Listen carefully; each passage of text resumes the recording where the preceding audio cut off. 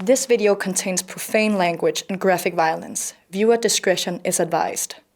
So how's it all going in the nigger torturing business, Dixon? It's persons of color torturing business these days.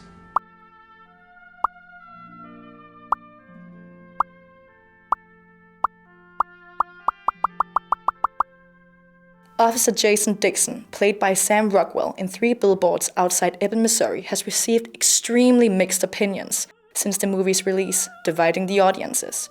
But what is it about Dixon that is so controversial? Don't give me that look. The movie tells the story of Mildred Hayes, a grieving mother to a murdered teenage daughter. She rents out 3 billboards to point out the lack of progress in the police investigation, calling out Chief Bill Willoughby specifically. The billboards upset the townspeople and the local police force as well, especially Officer Dixon. While we don't know Dixon's exact age, he's portrayed as a grown man still living with his verbally abusive mother. And at work, his immaturity shines through too. Stop reading fucking comic books and get me the file on the Hayes case. He doesn't seem to take his job seriously, as he's seen slacking off during work hours. He's a little slow in the uptake as well, and often unaware of his surroundings, appearing incompetent and, well, stupid. What the hell's going on around here? There are also strong implications that Dixon has a problem with alcohol. He's often seen with a beer in his hand, and even at work, he appears either intoxicated or hungover. You drunk? Are you drunk right now? Get up! Even Dixon's choice of words speak loudly of his character, as he uses some pretty foul language and slurs to demean others. What are you, an idiot? Midget? Vegas retards? Overall, Dixon's just not a very likable character, but it runs a little deeper than that. I thought you only took out black dudes, Dixon. No. On top of everything, the movie also makes it evident that Dixon is racist and violent. He abuses his authority and power as a police officer in extremely violent ways, based on his own agenda. But the controversy isn't about his character.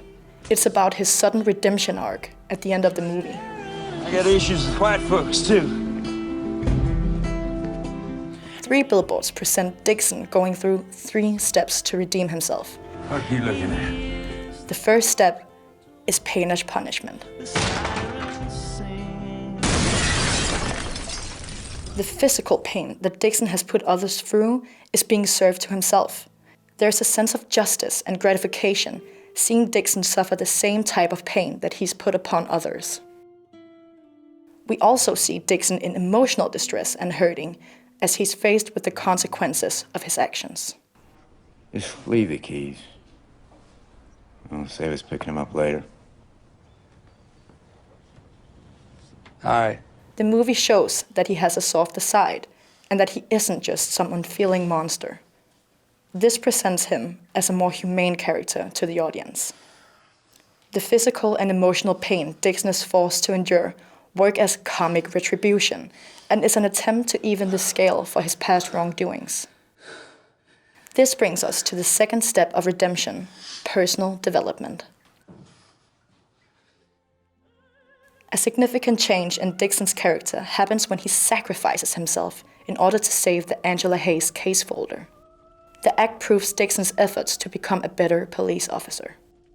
His selflessness is made clear once again when he lets himself get beat up in order to gather evidence in pursuit of the culprit.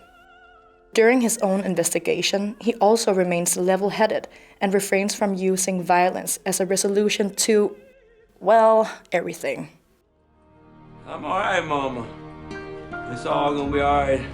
Dixon also shows personal growth in his relationship with his mom. He detaches from her as he starts making his own decisions and stops depending on her guidance. Overall, we see Dixon as a more nuanced individual who actually has a conscience and feels empathy towards others. This shows that he's someone you can, and maybe even should, begin to sympathize with. The recognition of Dixon's personal development leads to the third and last step, the acknowledgement from other characters. You did good, Jason. You did real good. In this final step towards redemption, the fruits of Dixon's labor come to show, as he's acknowledged by the other characters. At the hospital, Dixon's confronted with Red Welby and his past violent actions. By leaving him a glass of juice, Welby extends an olive branch to Dixon. Large parts of the scene are shot from Dixon's point of view, which places the audience in his position. This underlines his feeling of genuine remorse and further enhances an empathic link between Dixon and the audience. At the beginning of the movie, Mildred speaks to Willoughby on the swings by her house. The same exact setting appears at the end, but this time around with Dixon. The composition indicates that Dixon has taken over Willoughby's role in the investigation, but where Willoughby focuses on the billboards and basically tells Mildred that it's a cold case, Dixon's efforts to solve the case infringes hope in her. Thereby, Dixon actually manages to achieve something that Willoughby couldn't: the approval of Mildred Hayes. Hey, Dixon. Thank you. Since the beginning, Willoughby has persisted that Dixon is a good person at heart. This is re-established in the letter he leaves Dixon after his death. I think you've got the makings of being a really good cop, Jason. And you know why? Because deep down, you're a decent man. At this point, the other characters and the audience begin to understand Willoughby's opinion. Maybe Dixon isn't that bad after all. In addition to Dixon's 3 steps of redemption, the movie makes use of one last ploy to soften up the audience to the character: the introduction of a greater evil. Maybe as a friend of your daughter or something? How about that? In this scene, we are introduced to a new antagonistic character. As he's never given a name, we'll call him John Doe. You know, maybe I was the one who fucked her while she was dying. How about that? This removes Dixon from his position as the villain of the story, as John Doe takes over. He becomes the prime suspect of Angela's death and thereby the common enemy. John Doe appears to be pure evil and unsympathetic, while Dixon assumes the role of the hero when he sacrifices himself in the name of justice.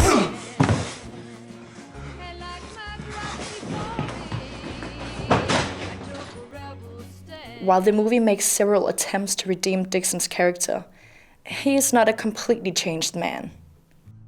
Well, he's still not the sharpest tool in the shed, and his racist past hasn't been addressed at all. But he does show some potential to better himself. Are you sure about this? By killing this guy? Not really. You? But is that bit of growth and effort really enough though?